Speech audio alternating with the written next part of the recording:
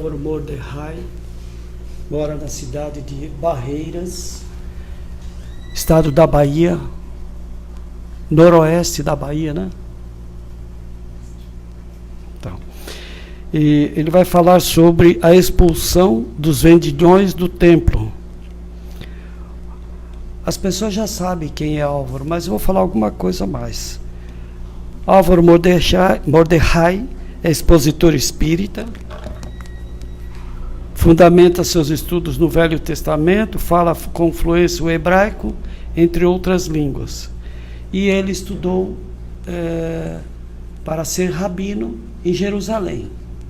Mas depois conheceu a doutrina espírita e deu continuidade aos estudos dele, mas baseado já não só no Antigo Testamento, que ele estudou muito, mas também na doutrina espírita, com Kardec, Chico Xavier e outros médiuns.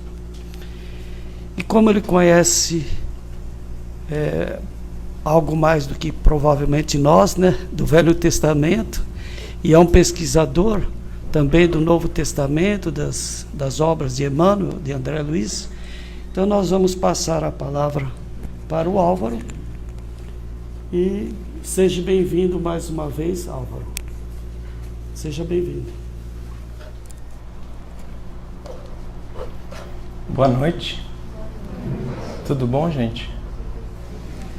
É uma alegria sempre imensa estar aqui em Campo Grande. Essa semana de palestras, essas 2 semanas, foram muito especiais em todos os sentidos. Hoje, daqui a pouquinho, eu vou pegar o avião.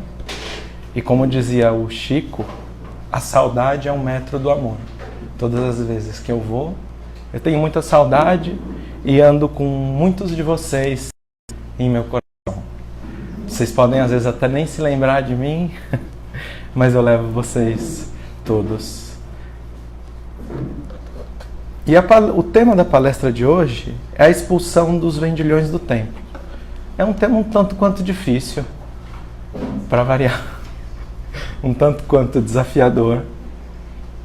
E é uma palestra que hoje nós vivemos a necessidade da explanação dessa passagem. É uma passagem de não mais do que 3 linhas, mas constantemente, quando nós procuramos associar a par do Velho Testamento, ou melhor, a par do Novo Testamento, como nos diz Emmanuel, o Velho Testamento, e buscamos ressignificar esses textos, é porque eles nos trouxeram incômodos no passado, e esses incômodos não foram resolvidos com o nosso psiquismo. Hoje, então, eu vejo esse auditório muito maior do que ele realmente se encontra. Porque nós temos muitos espíritos que vibram e necessitam dessa explicação. E como o tema é difícil,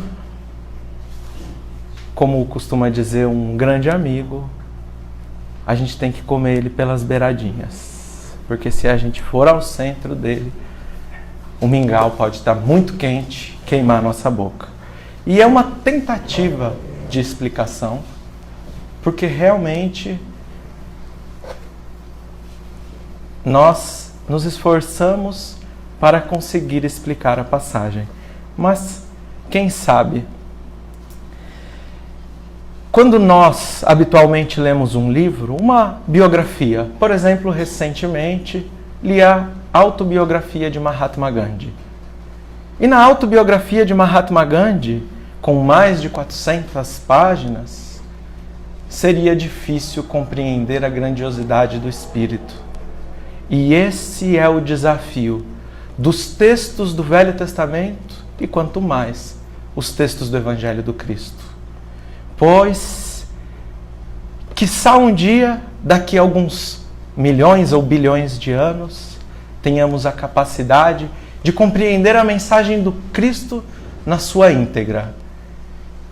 Quando nós nos deparamos com todos esses equívocos que causaram na história da humanidade até mesmo o sangue pelas palavras do Evangelho, nós estamos descompreendendo o espírito. Nós estamos nos apoiando na letra. E Paulo de Tarso, na carta aos Coríntios, ele já nos alertou.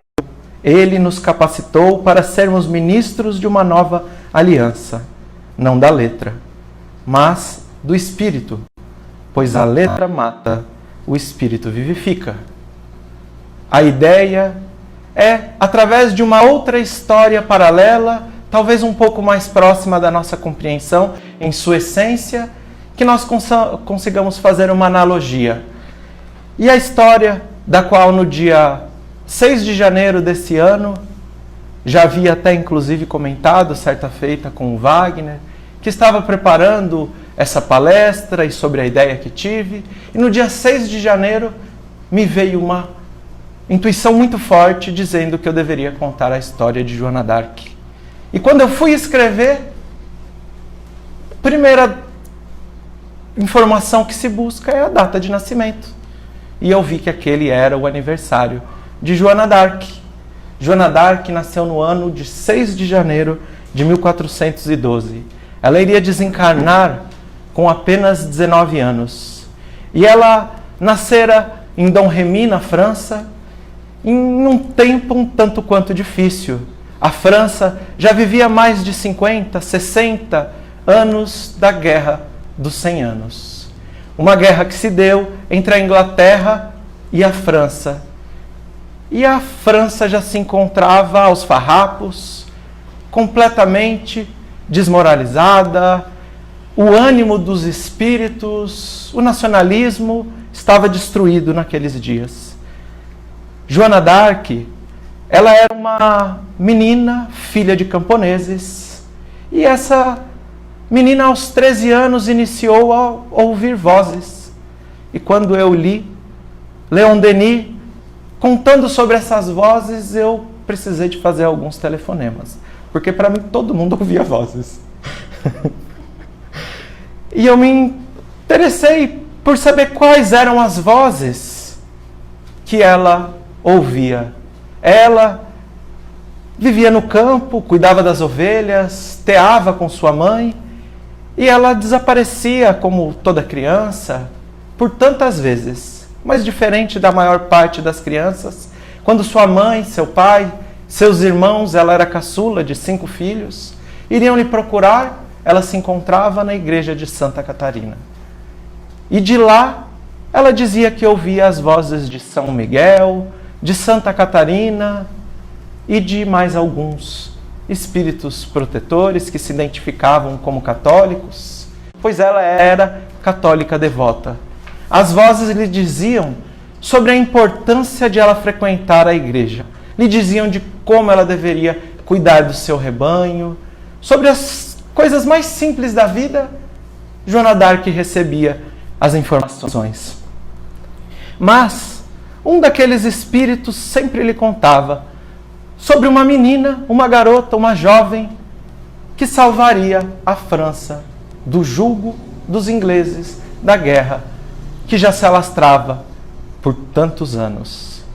E assim, ela, certa feita, quando concluíra 16 anos, ouvira Santa Catarina. E Santa Catarina dizia: São Luís se encontra ao meu lado. E ele diz que é chegado o momento de você libertar a França dos ingleses. E ela, eu imagino que se ouvíssemos uma voz dessa, se tivesse algum psiquiatra aqui, seria um sério candidato a se tornar paciente. E ela, que já não era compreendida, ouvir aquela voz, seguir em frente com essa ideia, e ela se via em meio à cavalaria, em uma guerra, em uma disputa violenta entre homens. A voz então lhe disse: é preciso renunciar à vida tranquila. Seja dócil e Deus te ajudará. Seja dócil em uma guerra. E assim, ela partiria aos 17 anos. Seus pais não autorizaram sua partida, mas um de seus tios acreditava que aquilo poderia ser verdade. E ela então decide encontrar Robert Baudricot. Robert Baudricot era um homem ligado à realeza francesa. E ela cavalgou por muitas milhas até encontrar esse homem. E ela chega a dizer no seu relato que, se fosse necessário, ela abandonaria 100 vezes o pai e a mãe dela para seguir no dever da sua consciência. E que, se ela fosse filha do próprio rei da França, ela faria o mesmo. E assim, quando ela se depara com esse homem que não a conhecia, e ela não o conhecia, mas as vozes de sua cabeça lhe guiaram até ele, ela conversa com o homem e diz que ela libertaria a França e que na Batalha de Orleans ela deixaria claro que ela era uma enviada dos céus. Aquele homem, obviamente, não acreditaria nela, mas ela conta sobre uma batalha que estaria acontecendo naquele exato momento. A Batalha de Arenques. Uma batalha no mercado de peixes. Mas naquele tempo, sem celular, internet, WhatsApp, não se conseguia notícias rápidas. Como ela poderia saber de uma batalha que ocorria tão distante que nem ele próprio sabia? Dali aproximadamente 3 dias chegam as notícias e os resultados, os feitos, os acontecidos na batalha foram relatados exatamente como havia acontecido, havia sido narrado por Joana d'Arc. Joana d'Arc, então, que começara a se tornar mensageira do Cristo, uma mensageira de Deus. Ela então recebera um voto de confiança. Mas nós, que quando iniciamos algum problema no centro, com algum amigo, com algum companheiro, nós temos o hábito de dizer o que do nosso companheiro? Ele se encontra obsediado. Mas isso não é novidade, pois Joana d'Arc ouviu isso. E então levaram ela para que pudessem tirar os demônios, para verem se aquelas vozes saíam de sua cabeça, mas as vozes continuavam. E Robert Baudricot falou que ela deveria se encontrar com o rei da França, Carlos VII. Ela marchou com uma multidão, pois por onde ela passava, os ânimos se erguiam e as multidões seguiam sob um novo propósito, o propósito da esperança que estava morto naqueles dias para os franceses. Dessa forma, ela marchou por 150 léguas, chegou à cidade de Chinon, ou Chinon, eu não falo francês, e chegando nessa cidade, ela iria ser recebida pelo rei. O rei, obviamente, como a maior parte das pessoas não acreditavam que ela era uma enviada dos céus. Ele então troca suas roupas. Ele decide pegar um dos fidalgos, coloca a coroa, coloca suas vestes reais. Aquele seu colega senta-se no trono e quando ela entra, esperavam sim ridicularizá-la. Mas ela não foi ridicularizada, ela anda por meia multidão e acha o rei Carlos VII por detrás de uma pilastra, escondido, e ela faz uma reverência ao rei e lhe diz sobre interrogações, sobre questionamentos mais íntimos que ele não realizara jamais com ninguém. Apenas em suas preces, em seus sonhos, ele fazia aquelas perguntas e ele imediatamente acreditou e disse à jovem Joana d'Arc que você então tem uma cavalaria completa, armadura, espada e tudo o que você precisa para uma guerra. E ela então diz que necessitava passar em uma cidade próxima para orar em uma capela. Chegando nessa capela, ela escava por detrás do altar e tira uma espada de Charles Martel que expulsara os sarracenos da França há muitos séculos atrás. E dizia a lenda popular que aquela espada libertaria a França dos ingleses. Ela então empunha aquela espada e segue para Tours, onde é vencida uma batalha, e depois a Orleans. Quando ela chega a Orleans, encontrando a população em uma miséria emocional, pois Orleans estava cercado pelas tropas mais elitizadas do Império Britânico, dos ingleses, e assim ela decide que lutaria. Nos primeiros dias de luta, Joana d'Arc se demonstrara diferente de todas. Se tornara líder absoluta de todo o exército, pois quando todos retornavam, ela avançava. Enquanto todos pensavam em si, ela pensava em todos. Ela socorria a todos os feridos, dos dois lados do campo de batalha. Ela intervinha para que os ingleses não fossem humilhados, para que não fossem torturados, e ela dizia que, apesar da guerra, era necessário que não houvesse ódio. Ela dizia que todas as tropas deveriam rogar a Deus por proteção e para que fossem incumbidos de um propósito divino, mesmo na guerra. Joana d'Arc, essa história que sempre me intrigou, pois conta-se que essa foi a encarnação da qual ela alcançara a sua redenção espiritual, e nunca me fizera sentido. Como é possível que um espírito alcance a redenção espiritual em meio à guerra? E eu imaginava, como nos conta a história superficial, de que Joana d'Arc era apenas uma guerreira. Mas compreendemos Joana d'Arc como uma missionária de Deus em meio à guerra. Como alguém, como nos conta no livro Os Mensageiros, André Luiz, ele nos conta que em tempos de guerra somos tão culpados e possuímos tanto sangue em nossas mãos quando vibramos pelo ódio, sem mesmo que estejamos no fronte de batalha. Joana d'Arc, em meio à guerra, zelava por todos. Mas Joana d'Arc possuía um medo. Ela possuía um medo de que talvez ela pudesse ser traída, vendida. E assim a voz lhe dissera que antes do dia de São João, antes mesmo daquele dia, ela seria traída. Joana d'Arc fora traída por clérigos e nobres que a venderam por 10.000 moedas de ouro de libra. Uma soma tão vultuosa que a própria Inglaterra não possuía esse valor. Os ingleses, então, decidem sobretaxar a Normandia. E a Normandia, que estava ocupada, território francês ocupado pelos ingleses, pagaria o preço da própria venda daquela que os defendia.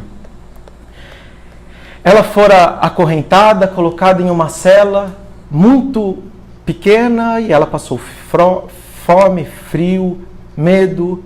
Ela fora acorrentada nos braços, nas pernas, no pescoço, e tivera dias terríveis em sua vida.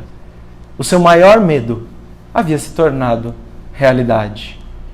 Mas, quando ela se encontrava naquela situação onde ela seria julgada por 71 padres, clérigos, católicos, naqueles dias. De um lado, uma jovem que cumpria o dever da sua consciência e que disseminava o amor em tempos de guerra. Do outro, sepulcros caiados, fariseus de coração, padres que, sob as dificuldades pessoais, julgariam Joana d'Arc, que seria queimada viva na fogueira. Ela seria canonizada mais de 500 anos depois. Por motivos políticos, já que ela era a responsável pela libertação da França, pois se naqueles dias dizia-se que o cérebro da França era Paris, Orleans era o coração, e é do coração que nasce a esperança. As tropas francesas nem precisaram lutar tão veementemente quando ela estava junto, pois os próprios ingleses fugiam e diziam alguns, os franceses, que ela era enviada dos céus, os ingleses, que ela era uma bruxa. E assim,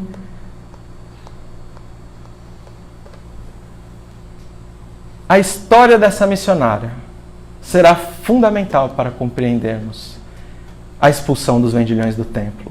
Emmanuel, no prefácio do livro Ave Cristo, ele nos diz: hoje, como outrora, na organização social em decadência, Jesus avança no mundo, restaurando esperança e fraternidade, para que o santuário do amor seja constituído em seus legítimos fundamentos. Por mais que se desenfreie a tormenta, o Cristo pacifica. Por mais que se negreje a sombra, o Cristo ilumina. Por mais que se desmande a força, o Cristo reina. A mensagem do Cristo e de seus missionários é sempre luz em meio às trevas. Ave Cristo por todos os missionários do cristianismo primitivo e por Joana d'Arc. Ave Cristo por esses missionários do amor. Conta-nos, Emmanuel, que em função da vitória da França na Guerra dos 100 Anos, fora possível se organizar a monarquia francesa. A partir da organização da monarquia francesa, os ideais de igualdade, liberdade e fraternidade iriam então ser a base fundamental para, na psicografia de Francisco Cândido Xavier, uma psicografia que se encontra na revista O Reformador, do ano de 2012, Jesus se reunira pessoalmente com cada um dos iluministas. E ele então determinava as bases fundamentais para que, por último, naquela psicografia, ele realizasse o diálogo com Kardec. E sobre os elementos fundamentais lançados pelos iluministas, Kardec seria então um missionário que não seria compreendido ao seu tempo, mas teria a missão mais nobre. Ele teria então o mérito de nascer em Lyon, a cidade onde prosseguiram os mártires do cristianismo primitivo, narrados no livro Ave Cristo, entre eles Blandina, em função daqueles mártires terem levado a essência do cristianismo primitivo, pelo tempo mais longínquo, quase 380 anos após o Cristo. Assim, seria feito um acordo espiritual com Ismael e São Luís, o governador espiritual da França. Seria codificada a doutrina dos espíritos em solo francês. Mas, no Brasil, coração do mundo, pátria do Evangelho, é que floresceria a fraternidade e os verdadeiros ideais do Evangelho. No dia 11, quando eu estava quase terminando as pesquisas sobre essa palestra, me toca no Mansão do Caminho. Divaldo se encontrava ao vivo no Congresso Espírita da Paraíba, dia 11 de janeiro desse ano. E ele então inicia a contar a história de Joana d'Arc. E ele nos conta que Joana d'Arc foi a reencarnação de Judas Iscariotes. E durante 11 vezes, ele, o espírito de Judas, reencarnara com hanseníase, até que então, fortificado e pronto para enfrentar os feitos que o levariam à sua redenção espiritual. Ele que traíra o Cristo fora traído, ele que vendera o Cristo fora vendido, ele que vira o Cristo perdoar a todos, inclusive a ele. Perdoara, como Joana d'Arc, todos os seus agressores, quando ela estava no cárcere, antes de ser queimada. E como essa passagem, nós ressignificamos a história de Joana d'Arc. Nós compreendemos que não foi através da violência que ela alcança sua redenção espiritual. E por que então seria para o próprio Cristo? Quando encontramos dificuldade, quando encontramos incompreensão no Evangelho do Cristo, a incompreensão se encontra em nós. Kardec traz nas perguntas 100 a 113 do Livro dos Espíritos a escala espírita. Nós, sendo criados simples e ignorantes, evoluímos, livre-arbitrando nossa vontade, livre-arbitrando nossas opções de vida. E assim, quem sabe, daqui a algum tempo, alcançaremos a primeira ordem do Livro dos Espíritos, da escala espírita, um modelo pedagógico trazido por Kardec. Nessa escala, seríamos então espíritos completamente libertos de nossas imperfeições espirituais. E completamente libertos, alcançaríamos então a nossa aposentadoria cósmica no mundo celestial. Não. Eu e meu Pai nunca cessamos de trabalhar. Nos disse Jesus. Então Kardec traria, na Revista Espírita de 1868, a escala dos espíritos crísticos. E ao então narrar sobre a importância e sobre o trabalho, de um ponto de vista que estamos dispostos a compreender, sobre os espíritos crísticos, ele nos diz que espíritos crísticos se tornam infalíveis até mesmo na carne. Não falham. Jesus não falhou. Se encontramos cenas elaboradas pela imaginação humana de que ele agrediu e agiu com ódio, nós encontramos isso em nossos defeitos e não nas atitudes de um espírito crístico. Hermínio de Miranda, ele nos diz no livro Diálogo com as Sombras, como muitos de nós que já trabalhamos em reuniões mediúnicas, estamos habituados a recebermos espíritos falidos nos mais diversos âmbitos religiosos, padres, pastores, rabinos, sheiks, qualquer que seja. E Hermínio de Miranda nos diz, e muitos de nós já ouvimos, que para as atitudes de ódio, de revolta, e para que nas trevas consigam se organizar verdadeiras legiões de espíritos, uma das passagens das quais se fundamentam esses líderes espirituais que se usam das posições de mando, das posições de poder administrativa e religiosa que obtiveram em encarnações antepassadas, é a encarnação, a passagem dos vendilhões do templo, a passagem da figueira estéril e mais algumas outras, onde, através da espada, Jesus faria justiça. Nessas passagens, no livro Libertação, André Luiz, no capítulo 6, irá nos dizer que 3/4 do globo terrestre, no hemisfério do qual se encontra em noite, iriam então se organizar 3/4, 75% dos espíritos em desdobramento encarnados, em comunhão com espíritos trevosos devido à baixa influência, à baixa vibração no decorrer do seu dia. E se não fosse pelo trabalho dos benfeitores, os mais tenebrosos crimes aconteceriam com muito mais fluência, com muito mais assertividade no plano material. Essa passagem é uma das passagens que é narrado por Hermínio de Miranda e pelo espírito André Luiz. Fora a passagem da qual se apoiara os mais de 400 anos de Inquisição, onde, além de Joana d'Arc, tantos outros foram queimados. Mas já compreendemos que Jesus não agiu com ódio. Assim como Joana d'Arc, ele foi um missionário em meio à dificuldade. Agora vamos compreender o contexto da passagem, o contexto bíblico, para que nós possamos então ler e simplificar a passagem. Nós sabemos que o povo judeu, não apenas naqueles dias, mas até os dias de hoje, aqueles que não aceitam ainda Jesus como Messias, possuem como um dos 13 fundamentos, pilares básicos da fé judaica, aguardar pelo Messias por todos os dias de nossas vidas. Esse é uma das primícias das quais o povo judeu se apoia em sua fé. Naqueles dias, então, nós havíamos vivido, hoje não entrarei em detalhes, mas em outra oportunidade, falei sobre toda a história do jugo do qual passara o povo judeu, desde o Egito, passando pelos persas, pela Babilônia, pelos macedônios, pelos gregos, pelos romanos naqueles dias.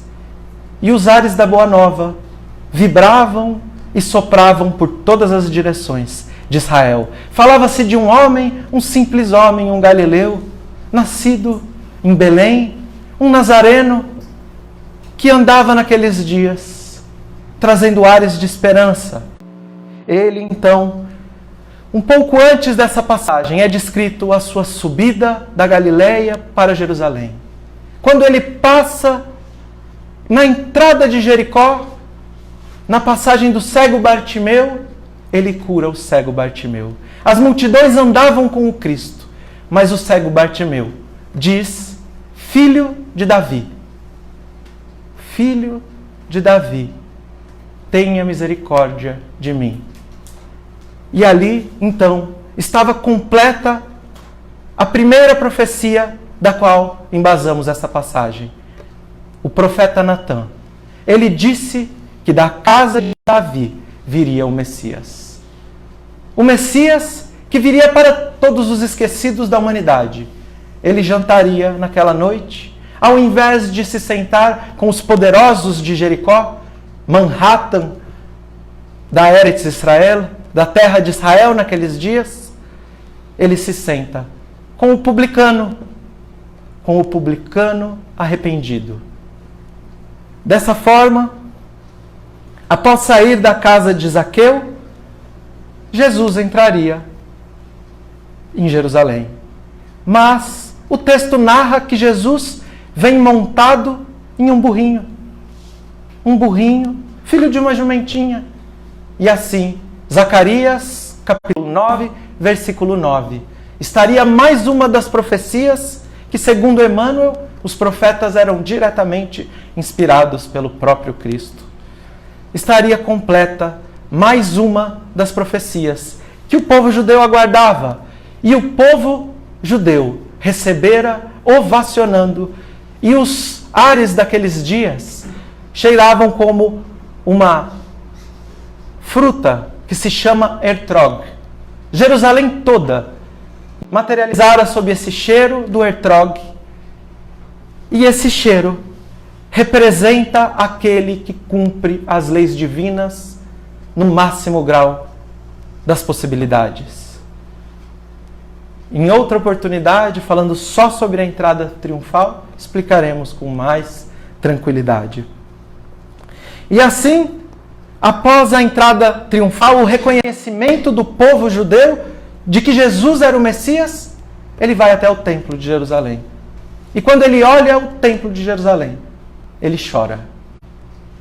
Ele chora e ele diz: aqui não restará pedra sobre pedra, e eu edificarei um novo templo no coração dos homens em 3 dias. E mais uma vez, ele estaria então cumprindo outra profecia.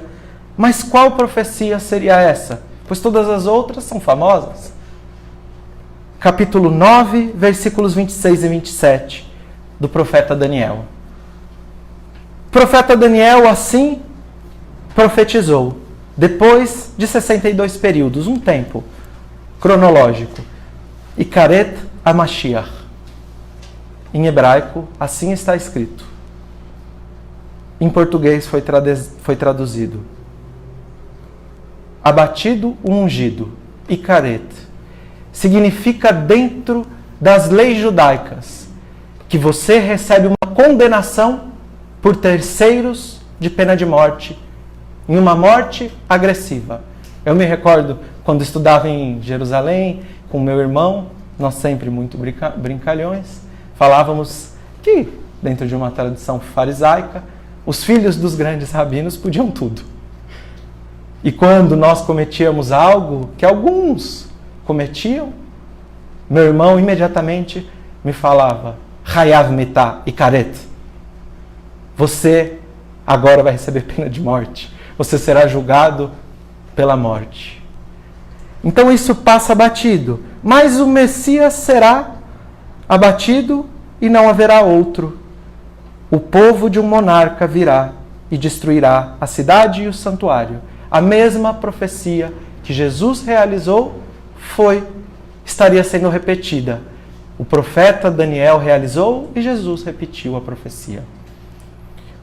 No ano 70, Jerusalém seria cercado por Tito, e Tito iria então derrubar o templo de Jerusalém. E seria concretizada essa profecia. Mas, no versículo 27, continua então o profeta Daniel. Por um período, forjará pactos consistentes com os poderosos. E por meio período, abolirá sacrifícios e oblações. Por meio período, os sacrifícios do templo seriam suspensos. As oblações seriam suspensos. O serviço do templo seria suspenso. É isso que nos diz o profeta Daniel. E então, Jesus iria caminhar para a expulsão dos vendilhões do templo. Existe um processo profético presente no Velho Testamento, que é a dramatização de uma profecia. Hábito muito comum no Velho e no Novo Testamento. A passagem da figueira estéril é uma parábola de encenação. A dramatização de uma profecia. Paulo de Tarso recebera de um profeta, está no livro Paulo e Estevão, uma profecia de dramatização. Quando o profeta chega em frente a Paulo e ele então é amarrado com o seu cinto. Ele tira o cinto, se amarra e se joga à frente de Paulo de Tarso. E Paulo de Tarso, como doutor da lei, imediatamente compreendeu que ele seria preso em Jerusalém. Assim, realizaria Jesus. Ele estaria consentindo de que seria abolido as oblações, os sacrifícios.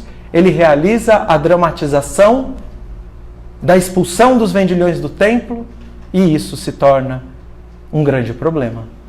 Pois, naqueles dias, naquele tempo, era difícil, era complicado manter a paz dentro do povo judeu. Todos nós conhecemos o próprio Judas, um zelote, um lutador, a história dos macabeus, que libertaram do jugo dos gregos através de luta armada.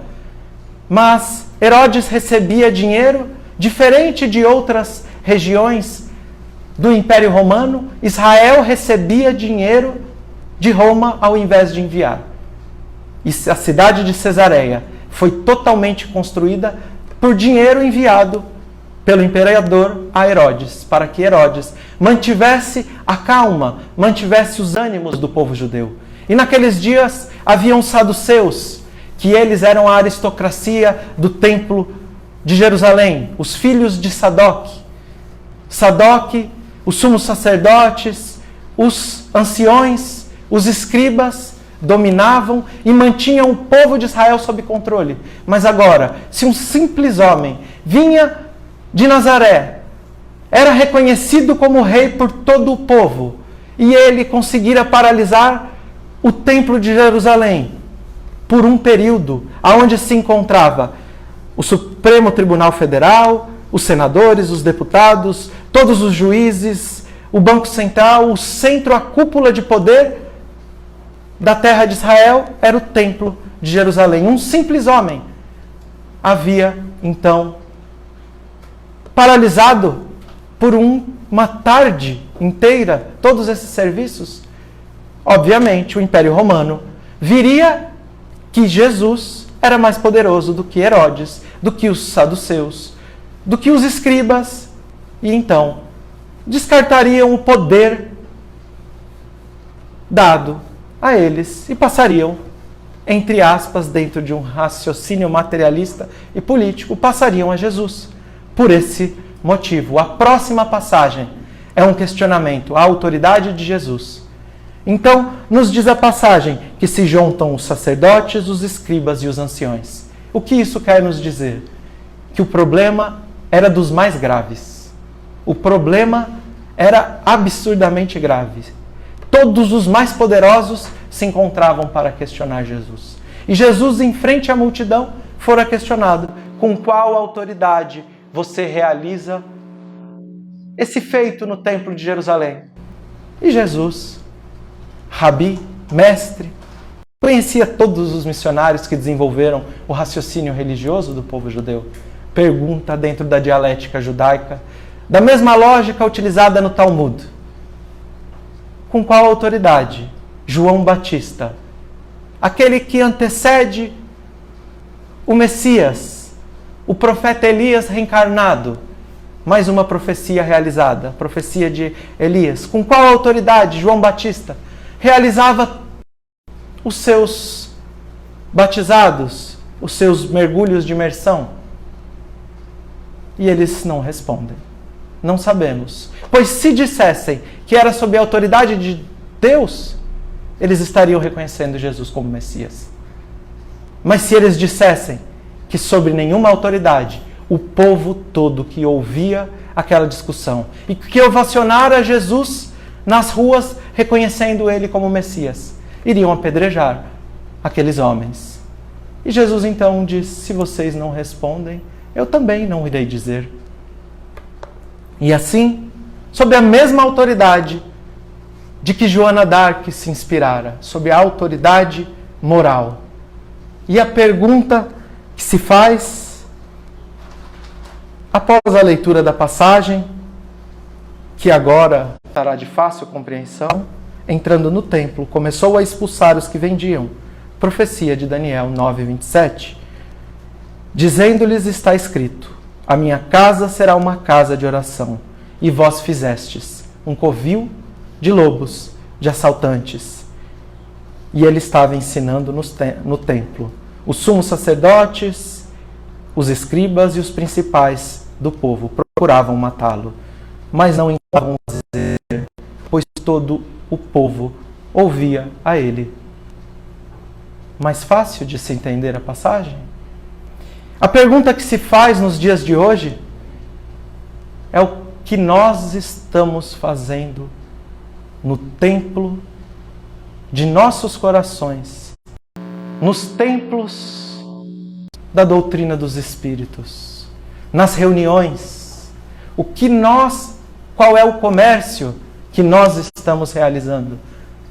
Nós sabemos que talvez muitos de nós já tenhamos nos afastado do comércio monetário, mas o que estamos fazendo de nossos eventos, de nossos médiums, o que estamos fazendo como reencarnações, segundo o Dr. Bezerra de Menezes, nós espíritas, reencarnações de espíritos falidos por séculos em diversas religiões. Será que estamos trazendo os nossos personalismos e fazendo o comércio da vaidade? Será que nós estamos realizando a exemplificação do amor, como assim fez Joana d'Arc em meio a uma guerra? Será que nós estamos realizando o comércio do orgulho, da vaidade? Será que nós já estamos prontos para edificarmos o templo descrito por Jesus no coração dos homens? Essa é a reflexão que nós fazemos. Nós compreendemos que apenas pelo amor, que apenas pela caridade, que apenas pela transformação íntima, nós conseguiremos alcançar o que há mais de 5 séculos for alcançado por Judas, o que há milênios for alcançado por tantos profetas, por tantos daqueles que criticamos do Velho Testamento, nas suas redenções espirituais, sob um conhecimento muito reduzido em relação ao conhecimento, à luz que nos traz a doutrina dos Espíritos, a luz que nos traz a lei do progresso, a ciência, hoje já se iniciando a comunicação com a filosofia, com a religião, a física quântica caminhando para novos ideais. E o que é que nós estamos fazendo como os verdadeiros trabalhadores da última hora? Quando fomos convocados pelo Cristo para sermos os trabalhadores, no momento mais sombrio, no momento mais escuro da humanidade, a transição planetária é chegada, ou melhor, é passada a meia-noite da transição planetária. Começam a nascer os primeiros raios de luz.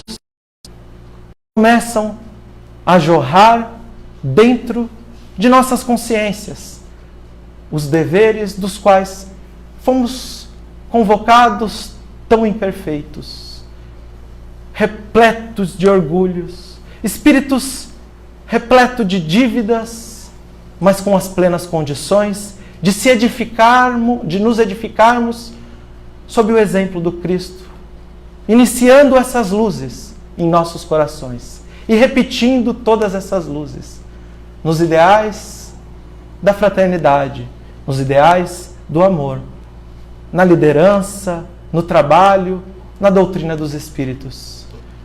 Será que não é chegado o tempo de expulsarmos os vendilhões do personalismo, do egoísmo e das dificuldades individuais de cada um de nós, para que possamos, então, realizar o que o Cristo colocou como objetivo do Brasil, coração do mundo, pátria do Evangelho: levar a fraternidade para todo o mundo. Fazer do amor, fazer do mundo, fazer de nossos corações uma fraternidade sem fronteiras.